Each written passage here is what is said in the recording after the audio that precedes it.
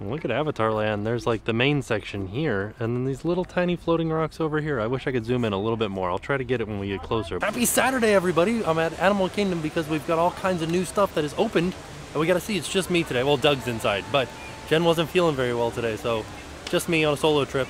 But let's go check it out. Just giving you a little peek at Avatar Land. That's all that we can see. Look at the little tiny ones that are floating up above the bigger ones. It's gonna be awesome. I think they're gonna move too. At least I hope they will, because that'll look really cool. So if you guys check out right here, this is Pizzafari. This is a new restaurant called Tiffin's. And then we're going back there to Nomad Lounge. Here's Tiffin's, and they have a menu out front, so we're gonna show you guys the menu. Appetizers are seafood heavy. What happened at the bottom here? Why did they have to tape two pieces of paper together?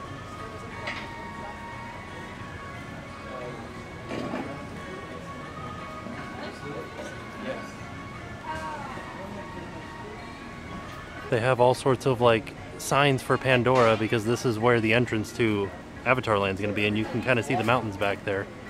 And everybody's going up to the cracks in the door and looking through. And this is where we're heading, into Nomad Lounge. Inside of Nomad Lounge.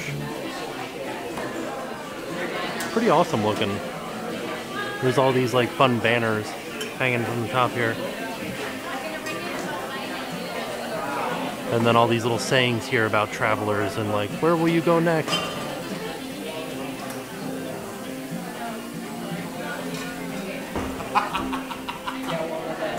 And then I don't know what all these little tags here are, but they're kind of cool. We met up with Brian from Orlando United, and he got, what did you get? Vegetarian summer roll and some wings. I don't know anymore. But we always get wings, so. What is this? I think that's pickled ginger. Oh, and cauliflower right there. So we were looking through the menu, and all of the drinks, all of the alcoholic drinks, seem to have a non-alcoholic version just underneath it. So like Doug is having this, what did you call it? An Annapurna thing. And then underneath it is the non-alcoholic version, Zingiber Frizzy? Ah, I'm good at saying words. Just off of the porch of Nomad Lounge is a little bit left over from Beastly Kingdom when Animal Kingdom first opened. Walking past the Tree of Life here, and they've got tape on the ground to make sure that there's still a walkway for people that are going to watch the tree illumination show. Us right now, we've got Everest Fast Pass. That's where we're going to go, and we're going to see the Jungle Book Alive show tonight. It kind of looks like there's like a cast member meeting going on or something. It's kind of hard to see through the trees. Okay, so I asked, these are people who are already seated for the 9 o'clock show at, what time is it now? 7 o'clock? 7:20? No, it's 8 o'clock right now, so they're seated an hour ahead of time. Here's where it would say our name on Expedition Everest. It was pretty shaky on my hand. Just like Glide over top of it? I don't know.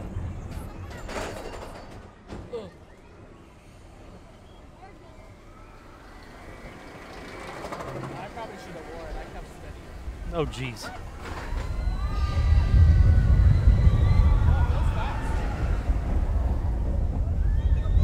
This thing hasn't run like this long.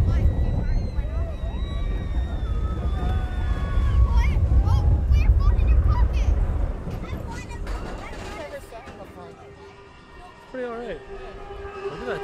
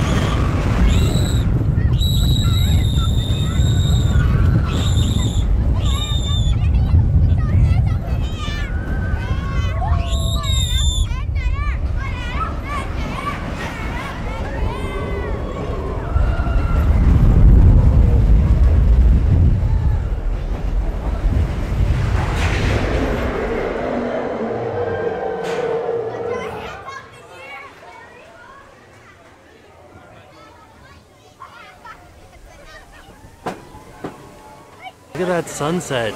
It's so pretty, and we're getting ready to go in and watch Jungle Book Alive with Magic. just right there. Look at these themed touch points for the Rivers of Light Theater. Yes. Thank you. Great seats down in front to your left. Oh, thank you. You're welcome. You're not going to get wet, so don't worry about it. Okay, here's our view for Jungle Book Alive with Magic. I'm a little bit concerned about this tall platform right here blocking this barge behind it, but we'll see. I have a feeling there's going to be a lot of stuff going on all over the place. But look at how pretty the sunset, or I guess the sky, is. There are definitely a lot of people in the regular seating. It's crammed full. Over here at FastPass, we get a little bit more room than they do.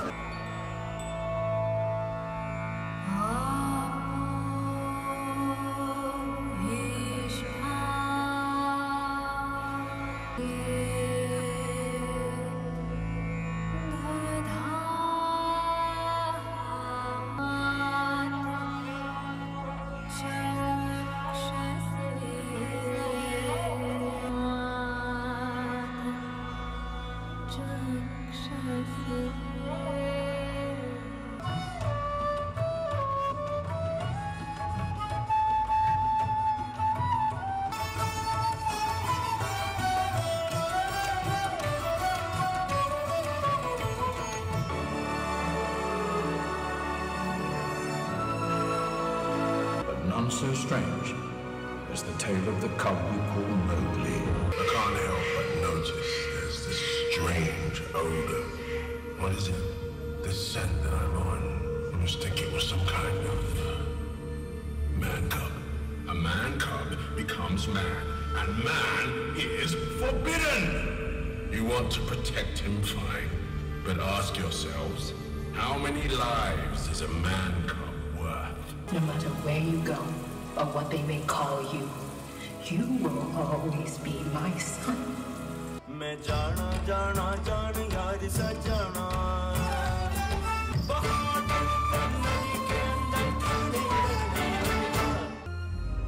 Bow your head.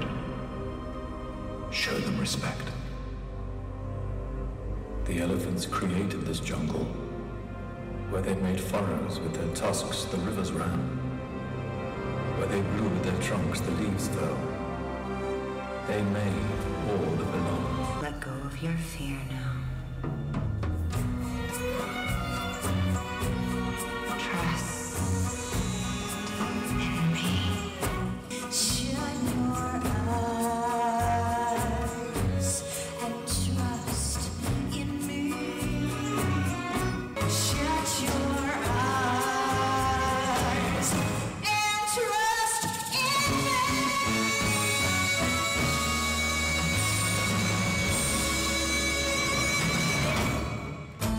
You say you want to go to the man village. I say you could be a man right here. Look for the bare necessities, those simple bare necessities. Forget about your worries and your strife. I mean the bare necessities of Mother Nature's recipes that bring the bare necessities of life. The bare necessities of life will come to you. I am the king of the Badalag. Call me Louis. Only I can protect you, and I will for a price.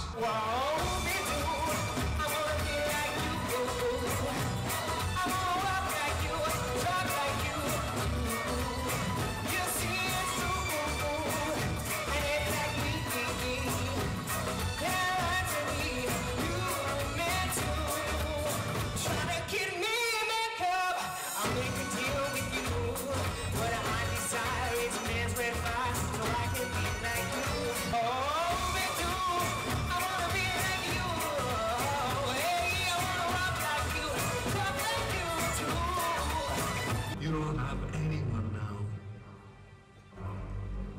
A killer?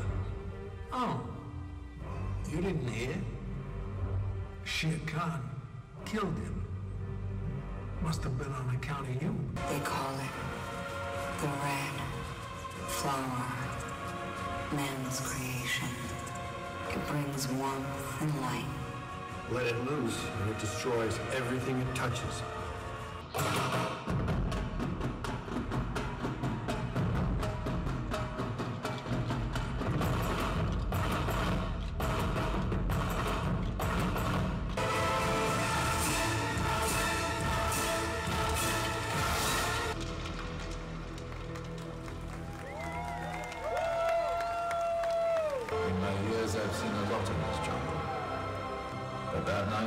I saw something I'll never forget.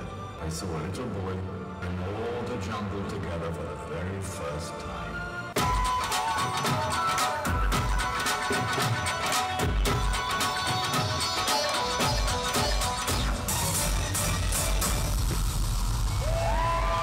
This is what it's like leaving the theater afterwards. It's crazy. There's so many people in Animal Kingdom right now. So we all just finished watching Jungle Book Alive. There's a giant spider. Yeah, it's right there. Look. Oh yeah, he's right next to my camera. Oh no, it's just a piece of something. It's okay. Disney magic. Disney magic. Disney magic. So we just finished watching Jungle Book Alive with Magic, and it was interesting. Yeah. The music was catchy. The music was catchy. One song was catchy. I Want to Be Like You. Two. The car song. Trust in Me? Trust in Me. That was not catchy. That was kind of boring for me. Oh, alright. Here's my real thoughts on it. I thought it felt a lot like we were watching an interpretive dance version of the movie. And instead of having the fan water screen, they had fire hoses from either direction. So the water screen was not good. You couldn't see it. What did you guys think? The cast members did excellent job. Yeah, they were amazing. The cast members were amazing. The dancing was great. The show itself, you could tell it was thrown together in like a month and a half. The water screen was horrible. You couldn't see any images. It was very like fuzzy. Very fuzzy. I appreciated everything that was going on. I didn't understand why it was happening when it was happening. I am going to reserve final judgment until tomorrow when I see it from a better viewpoint. Also, don't sit in the front row unless you're ready to dance with strangers. And be blasted away by the speakers. Oh gosh, yeah, it's so loud. There was a speaker like every 4 or 5 feet, very loud, and Smelly. Smelly. It smelled like new wood for me. And hornets. Yeah, and it smelled like hornets. The other thing was, because we were sitting in the front row right in front of a dancing barge, we just saw the dancers. There was an entire another show that was going on the further away barges that we couldn't even see. Yeah, on the center barge, and it was hard to see the water screens. Yeah, fire dancers were the jam. The fire dancers were the jam. There were 3 fire dancing barges with 3 different styles of fire dance that we didn't get to see. Yeah, the Fantasmic boat. Fire was great. Yeah. Couldn't save the show, but the fire was good. Yeah. A little bit of fireworks at the end. It's over. So, I mean, I don't know. We'll see it again tomorrow from a different vantage point.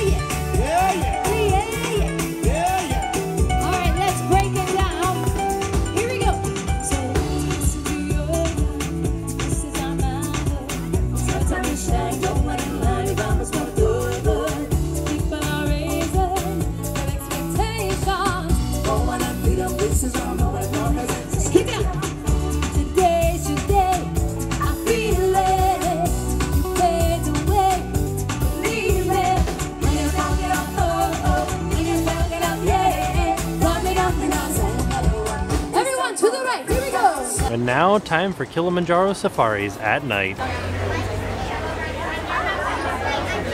We do ask for the safety and comfort of the animals and other guests, and also the drivers as well too, that you just turn off any flash, any external flash. So no flash photography during safaris at night. That's just for the safety of the animals, everybody else. Also no external lighting of any kind, like flashlights as well too. My name is Jillian. I'm going to be your driver for this photo safari to the Harambe Wildlife Reserve at night, which is exciting. We're just about to enter the Harambe Wildlife Reserve. It was established back in 1971 to help protect the local animals. Many reserves in Africa, including this one, work with organizations such as the Disney Conservation Fund to help protect the animals too. And so the first part of the reserve we're going to enter is called the Little Ituri Forest. It's home to animals with excellent camouflage, which is the ability to blend into the background. I can make these forest animals a little tricky to spot sometimes, especially since it's night. So we'll have to keep a sharp lookout and see what we can find. It looks like a saddle-built stork sitting in the water just up ahead of us. Saddle-built storks are the tallest stork found in Africa.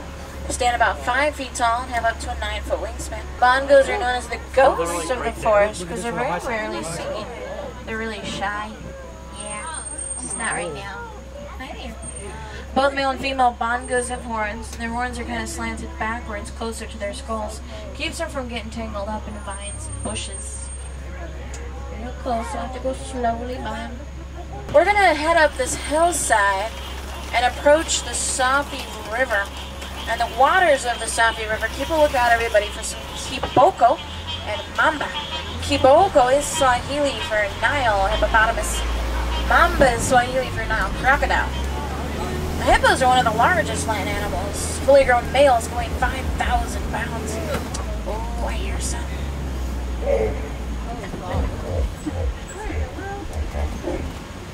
They make this very distinctive noise. It's called a wheeze-onk. Yeah, kind of weird. But this is actually the time that hippos are most active. They are nocturnal creatures, most active at night. During the day, they usually sleep. They sleep underwater to stay cool. They come out of the water to eat grass, and they eat about 100 to 150 pounds of grass every night. That's what you call a bloat. A group of hippos is called a bloat. Oh, they stink. We do short little pauses like this throughout the way, only about 10 seconds at a time. So there's something on the island as well, too. These appear to be pink-backed pelicans. Can already tell right now, but during their mating season, their backs will turn a light shade of pink. Don't worry about the birds, they're not on the menu. Hippos are herbivores, so they only eat plants. No meats. There's another bird on top. It's got its head tucked under his wing. That was a white-breasted cormorant, a fishing bird. There's another hippo just down below. So they're usually nocturnal. Oh, it looks like she's sleeping. Yeah. Now crocodiles are large, powerful predators that can bite down with a pressure of more than 2,000 pounds per square inch. That is literally a bone-crushing force. From the tip of their nose to the tip of their tail, crocodiles can reach up to 20 feet in length too, so yeah, definitely not an animal you want to go swimming with. Alright, I think on that note, it's time we get away from those hungry-looking crocodiles. For now, we're coming up to the savannah, which is a different ecosystem from what we've seen so far. With different animals as well, too, like elephants, lions, giraffes, which of course we'll keep a lookout for as we move along. This is all part of the wild Africa, working together to try and save. Hyenas sometimes roam these parts out towards the left. Don't know if I see any. Dogs? Hyenas? Sometimes they hang back in the shadows. Where? Oh yeah, they're back there. Oh, they're there. I see them. I can see them. Why does it look all pixelated and purple? It's forever sunset in the African. Now these large mounds of earth that are on both sides of the track, these are actually termite mounds. Termites make them as hard as concrete. Hard enough that elephants will use them as a scratching post. Once they're worn down enough, smaller antelope will climb up on top of the termite mounds to use them as a lookout post. That way they can keep a lookout for predators that might be hiding in the tall grasses. These are Ankole cattle. That's the those ones Watusi. can reach 6 feet in length. They get a circumference at the base of the horn of up to 20 inches around. So those horns look heavy, but they're not too bad. It's like a honeycomb structure on the inside of the horn. So they're not quite as heavy as they look. But there's some other ones just sleeping kind of right there. tucked in behind some of the Ankole cattle, you can also see some big tan antelope lying down. Those are Patterson Zealand, which are the largest antelope on the reserve. I'm pretty sure those are females, though, because males are massive. They can weigh 2,000 pounds, stand about 6 feet tall at their shoulders. They're really, really big. They're blaming him for, you know, Mufasa's passing. I don't know if you guys have seen that movie or not. Spoiler alert. Oh, there's a giraffe coming out. You can see a couple giraffes coming up, actually. Giraffes travel in groups called towers. Tower of giraffe, yeah. Looking at some, I think I see some more up ahead of us as well, too. Tallest land animal in the world, of course. The males can reach up to 20 feet. A female, maybe 15 at the very most. Baby giraffes start out at 6 feet tall. But if you think about it, they gotta be able to nurse. Mom's pretty tall. But this is called a Maasai giraffe. Might be kind of hard to tell right now, it's dark, but they have really jagged or rough edges around their spots. Typically you can tell each different kind of giraffe apart because they all have a unique look to their spots. Usually when we're thinking of that giraffe pattern, though, we're thinking of reticulated giraffe, which have the beautiful net-like pattern of spots. Baobab trees are nicknamed, yep, the upside-down tree. Looks kind of like roots up in the air instead of branches, but they only get leaves on those branches 2 or 3 months out of the year is all, so it's actually a way the tree conserves water, especially during the drought season in Africa. Elephants are really smart as well, too. They'll use these big trees to survive droughts. That's why often you'll see like little holes bored into the wood, probably done by elephant tusks. They'll kind of gouge into the wood with their tusks to get at the water stored inside. A lot of water stored in that trunk. African elephants are normally social. If you see a big group, it's probably a female herd. The females are the ones that travel in the big herds with other females and their calves. And I do see more than one. There's one right by the water's edge as well. It must be a female herd. Typically males are solitary, as adults anyway. Sometimes they'll form bachelor herds, hang out with other males, but that's usually just a temporary living situation. They don't get along too good for long periods of time. But the females are the ones that travel those big herds. Greater flamingo. Greater flamingo have the lightest pink coloring of all the flamingo species. They get that pink coloring from their diet of shrimp and krill, which are small crustaceans in the water, full of a vitamin called carotene. This is vitamin that's thought to turn their feathers pink. And if you ever see a baby flamingo when they first hatch, they're actually gray in color. It takes the chicks at least a year before they even start to turn pink. And it could take another year on top of that before they're fully pink, so it's a bit of a slow process. That brown antelope is a bonsabok. Hey, is that big thing a There's a rhino. like a rhino? Yeah, it's a rhino over there. Looks like a mom and her calf. Look almost like frogs, huh? White rhinoceros are very social creatures. They travel in groups called crashes. They're looking at part of a crash. Just mom and baby. The little brown antelope again is called a bonsabok. They were almost hunted to extinction in the 19th century. Today the bonsabok are thriving on protected reserves like this one. Doing much better today, we're happy to say. Oh, look very closely in the glow over there to the left-hand side. That's a cheetah. Cheetahs are the fastest land animals, capable of reaching speeds of 60 miles per hour. But like most cats, they do spend a good part of their day napping. They are actually more of a diurnal animal, which is the opposite of nocturnal, so they're most active during the day normally. There appears to be something on a rock up ahead. It looks like a kind of a cat-shaped thing. Yeah, that's a lion. Sitting up there on the rock. You can see one. Lions are inactive 18 to 20 hours out of the day, so they're usually napping or resting. This is the time of day when they're most active. Yeah, that's another white rhino. Look at that. Coming up on your right. Oh, he's big. I know, I want to go get my calf. Friday. See, those two a little bit better, actually. So coming Friday. Another young calf. And also, there's more right behind them, too, so it must be the rest of the crash, yeah.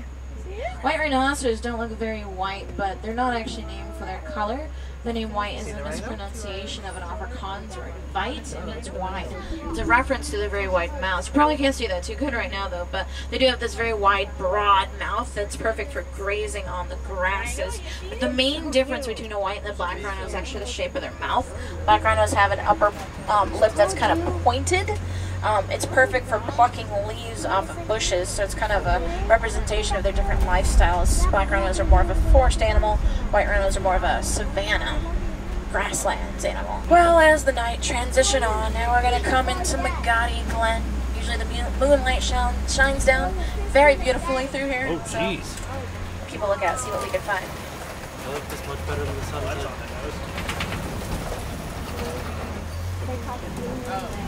A few migratory species have been spotted in this area. Just kind of passing through, though.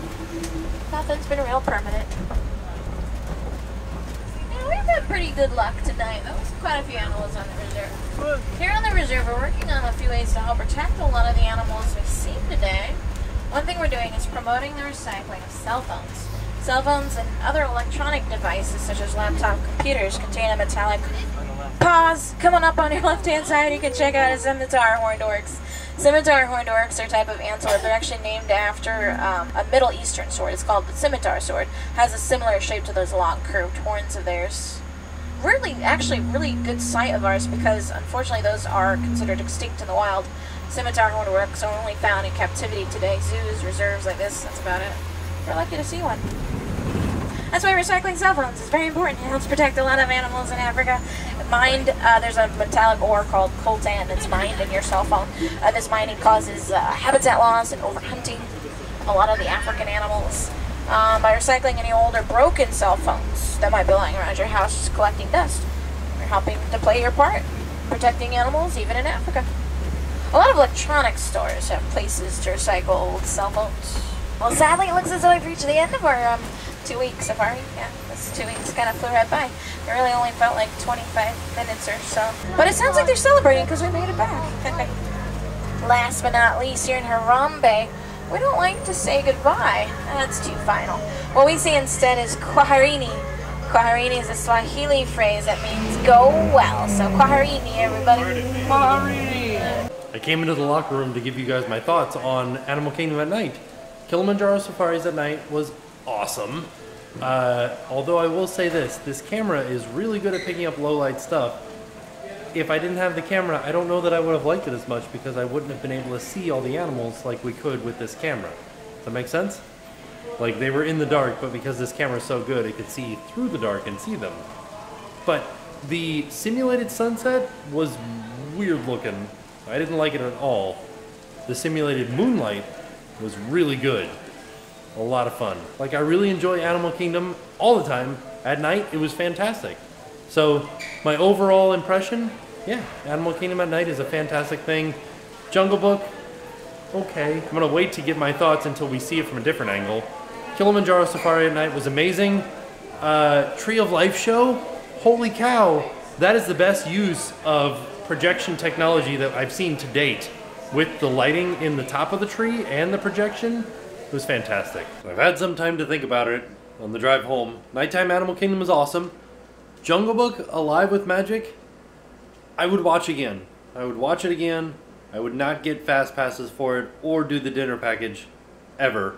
It's just too much money for what it is. The way that I look at it is that Jungle Book Alive with Magic is like along the lines of the castle show, the castle stage show.